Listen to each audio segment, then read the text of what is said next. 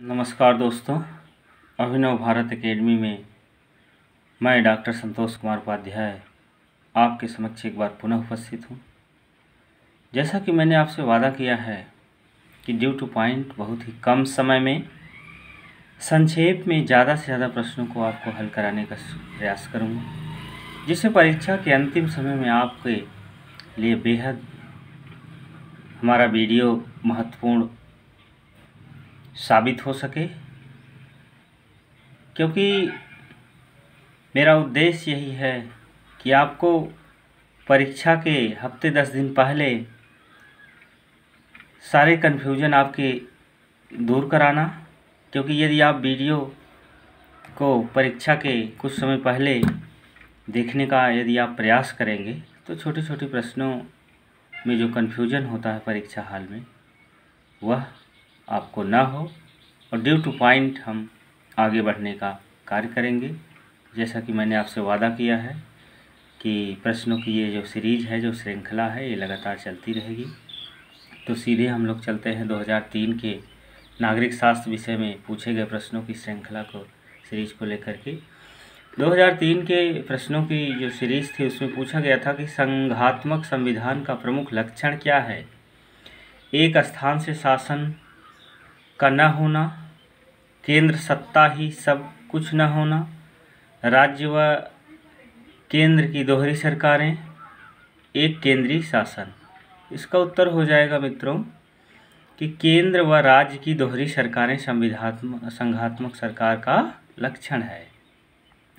अगला क्वेश्चन है, भारतीय संविधान में नीति निर्देशक तत्व किसके लिए है। सभी नागरिकों के लिए, उच्च न्यायालय के लिए, राष्ट्रपति के लिए, सरकार के लिए। तो नीति निर्देशक तत्व यह सरकार के लिए है, जो भारतीय संविधान के भाग 4 में अनुच्छेद 36 से 51 तक नीति निर्देशक तत्व का वर्णन किया गया है। अगला क्वेश्चन है, संसदीय सरकार में कार्यपालिका की वास्तविक शक्ति किसमें निहित होती है। संसदीय सरकार में प्रधानमंत्री के पास, संसद के पास, मंत्रिपरिषद के पास, राष्ट्रपति के पास। तो जैसा कि आप जानते हैं कि संसदीय सरकार में मंत्रिपरिषद होता है और मंत्रिपरिषद ही वास्तविक शक्ति का प्रयोग करता है। अगला है, प्रथम भारतीय नागरिकता अधिनियम संसद द्वारा कब पारित हुआ। 1954 में, 1953 में, 1955 में, 1952 में। तो प्रथम नागरिकता अधिनियम 1955 में पारित हुआ था। अगला है, संपत्ति के मौलिक अधिकार को संविधान के किस संशोधन द्वारा विलुप्त कर दिया गया है। 41वां, 42वां, 44वां, 43वां। तो संपत्ति का जो मूल अधिकार था, जो 7 मूल अधिकार भारत के प्रारंभिक संविधान में दिए गए थे, उसको जो है 44वें संविधान के द्वारा अब एक वैधानिक या कानूनी अधिकार के रूप में ही मान्यता प्रदान है। उसको अब मूल रूप से 6 मूल अधिकार ही हमारे आपके लिए उपलब्ध है। अगला है, राज्य सूची के किसी विषय को राष्ट्रीय हित का विषय घोषित करने का अधिकार किसे है। राज्यसभा को, केंद्रीय मंत्रिपरिषद, लोकसभा को, राष्ट्रपति को। तो अनुच्छेद 249 में यह उपबंध है कि यदि कोई विषय राष्ट्रीय हित का है तो उस पर जो है वह राज्य सूची के तहत वह अस्थायी रूप से कानून बना सकता है। तो राज्य सूची के विषय पर भी राष्ट्रीय हित घोषित करने का अधिकार अनुच्छेद 249 के तहत राज्यसभा को प्राप्त है। भारत के राज्यों का भाषा के आधार पर पुनर्गठन कब हुआ। 1954 में, 1967, 1955 में, 1976 में। तो भाषा के आधार पर राज्यों का पुनर्गठन 1955 में हुआ। व्यक्ति का वह अधिकार जो उसे सहज ही प्राप्त है, जिससे उसे वंचित नहीं किया जा सकता और उसे स्थानांतरित नहीं किया जा सकता। यह स्वतंत्रता का अधिकार है कि प्राकृतिक अधिकार है कि राजनीतिक अधिकार है कि सामाजिक अधिकार है। तो यह प्राकृतिक अधिकार है, क्योंकि संविधान का अनुच्छेद 21 जीवन का अधिकार है और जीवन का अधिकार जो प्राकृतिक अधिकार है उसे सहज ही प्राप्त है। उसे कोई रोक नहीं सकता, कोई निलंबित नहीं कर सकता। इसलिए व्यक्ति को वह अधिकार जो उसे सहज ही प्राप्त है, जिससे उसे कभी वंचित नहीं किया जा सकता, ना स्थानांतरित किया जा सकता, ना बदला जा सकता है, तो यह प्राकृतिक अधिकार है। अगला है, संसद सदस्यों के अतिरिक्त निम्नलिखित में से संसद की कार्यवाही में भाग लेने का अधिकार किसे है? मंत्रिमंडल सचिव को, महान्यायवादी को, महालेखा परीक्षक को, सर्वोच्च न्यायालय के मुख्य न्यायाधीश को।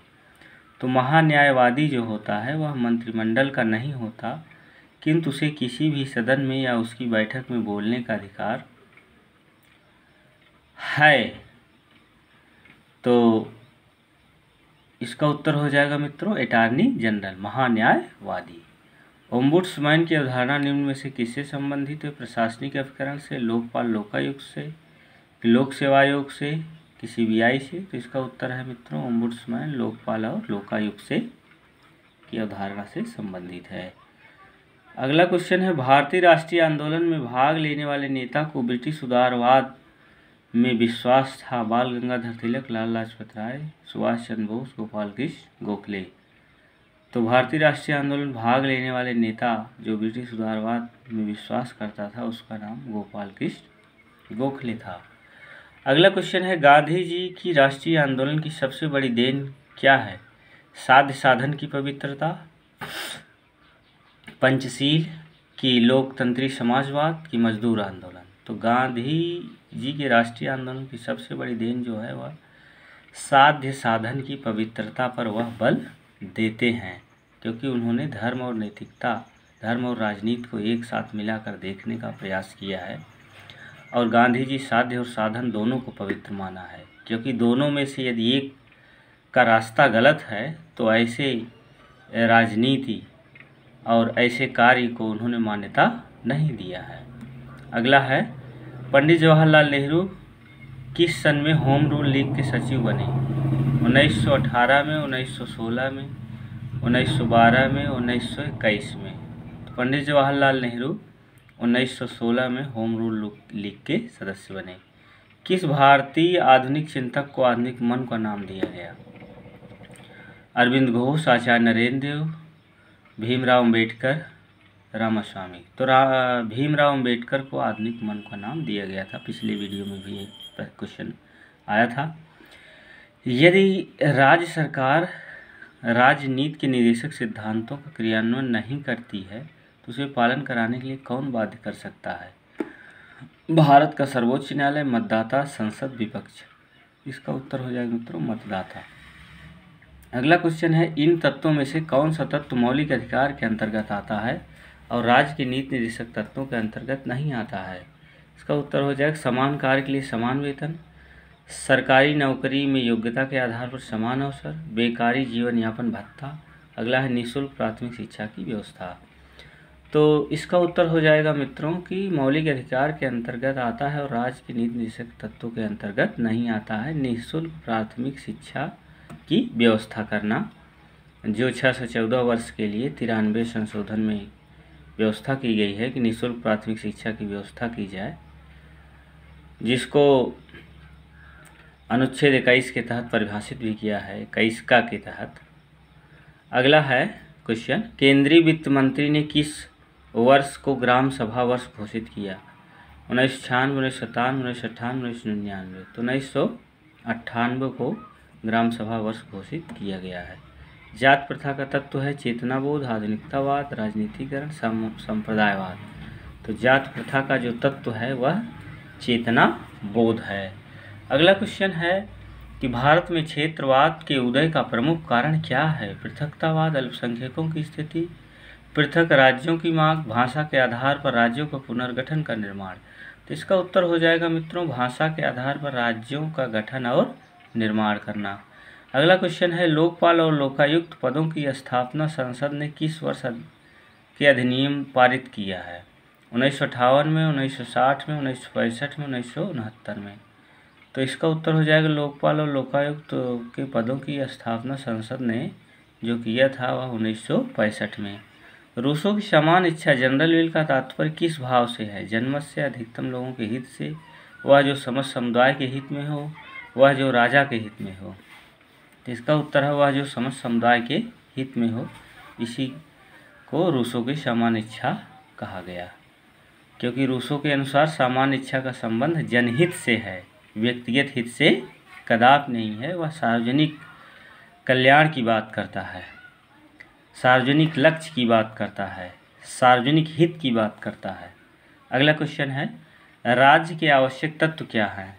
मतलब कितने हैं? 7 हैं, 5 हैं, 4 हैं, 3 हैं। तो राज्य के 4 आवश्यक तत्व हैं: जनसंख्या, निश्चित भूभाग, सरकार और संप्रभुत्व।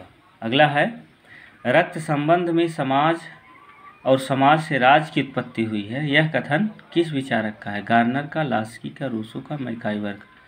तो रक्त संबंध से समाज और समाज से राज्य की उत्पत्ति होती है, यह इस मैकाइवर ने कहा है। अगला क्वेश्चन है, संप्रभुत्व शब्द का सर्वप्रथम प्रयोग किसने किया? रूसो द्वारा, हाब्स द्वारा, बोधा द्वारा कि प्लेटो द्वारा? तो संप्रभुत्व शब्द का सर्वप्रथम प्रयोग बोधा के द्वारा किया गया था। 1776 में अपनी पुस्तक 6 बुक्स ऑफ द रिपब्लिक में एक फ्रेंच शब्द सॉवरेंटी का प्रयोग उन्होंने सबसे पहले किया। अगला क्वेश्चन है, यह कथन किसका है? स्वतंत्रता और समानता न तो एक दूसरे के विरोधी है, न ही पृथक, वे एक आदर्श के दो रूप हैं। पेरेटो के, मैटलैंड के, हार्वर्ड डीन के, डेविड ह्यूम का। तो इसका उत्तर हो जाएगा मित्रों, हार्वर्ड डीन ने कहा कि स्वतंत्रता और समानता न तो एक दूसरे के विरोधी हैं, न एक दूसरे से वे पृथक रूप से, न ही पृथक, वे एक आदर्श के दो रूप हैं। तो इसका उत्तर है हार्वर्ड डीन ने। अगला क्वेश्चन है, राज्य के कार्यों की परंपरागत विचारधारा के अनुसार अनिवार्य तथा ऐच्छिक 2 भागों में बांटा गया, लेकिन वर्तमान समय राज्य की अवधारणा के अनुसार अनिवार्य और ऐच्छिक का भेद समाप्त है तथा समस्त कार्य अनिवार्य ही माने जाते हैं। लोक कल्याणकारी राज्य, अनिवार्य सेवा राज्य, लोकतांत्रिक राज्य, आदर्श राज्य। इसका उत्तर है मित्रों लोक कल्याणकारी राज्य। अगला क्वेश्चन है, राजनीतिक सिद्धांत जो नागरिकों को व्यक्तिगत जीवन में न्यूनतम हस्तक्षेप करे उसे क्या कहते हैं? लेसस फेयर, यूटिलिटेरियनिज्म, व्यक्तिवाद, इंटरप्रियोरशिप। इसका उत्तर है मित्रों व्यक्तिवाद।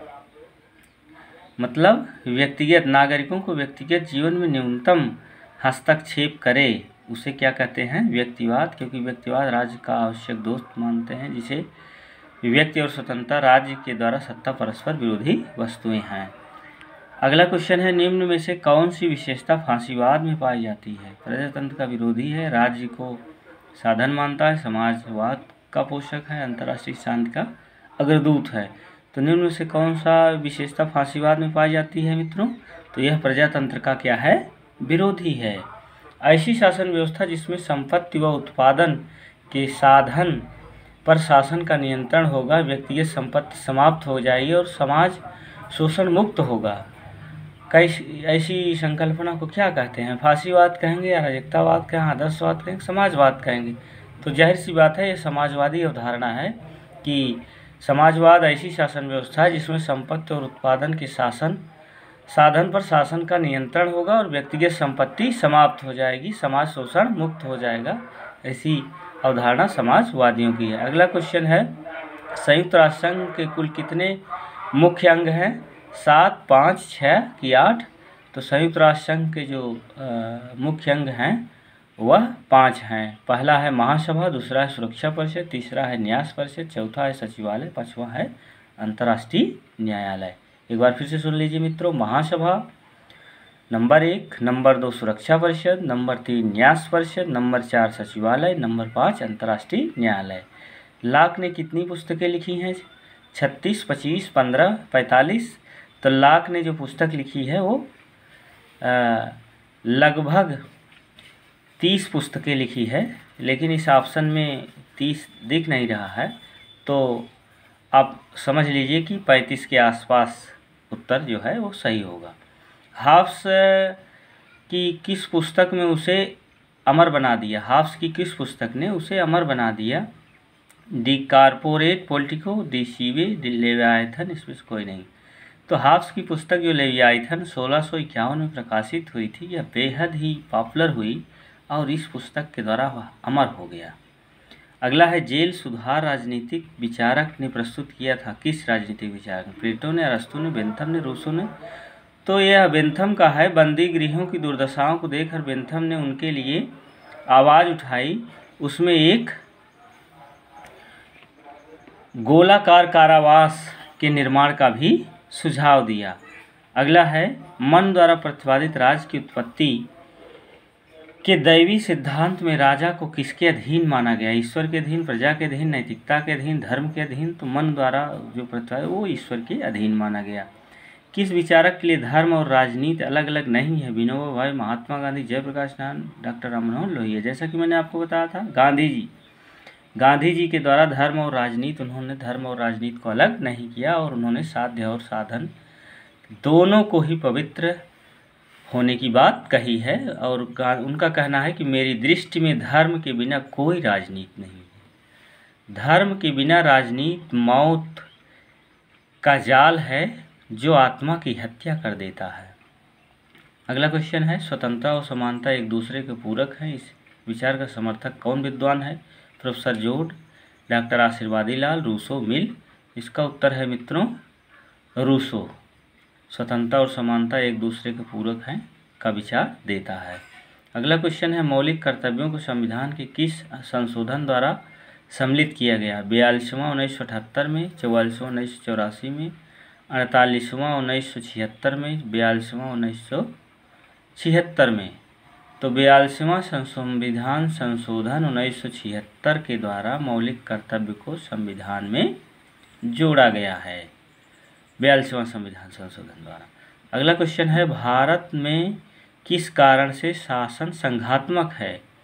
न्यायपालिका स्वतंत्र है कि संविधान लिखित है कि शासन संविधान व संघ राज्यों के मध्य शक्तियों का वितरण किया गया है कि मंत्रिमंडल का सामूहिक उत्तरदायित्व है? तो संघात्मक शासन प्रणाली के सबसे बड़ा लक्षण जो होता है वह संघ, केंद्र और राज्यों के मध्य शक्तियों का विभाजन होता है, वितरण होता है। तो इसका उत्तर हो जाएगा संविधान में संघ और राज्यों के मध्य शक्तियों का वितरण किया गया है। अगला है संविधान के उद्देशिका प्रिम्बल में समाजवादी पंथ निरपेक्ष किस वर्ष संशोधित कर जोड़ा गया? 1975, 1976, 1984, 1982 में? तो मित्रों 1976 में 42वां संविधान संशोधन जो हुआ था इसके द्वारा समाजवादी पंथ निरपेक्ष शब्द जोड़ा गया था।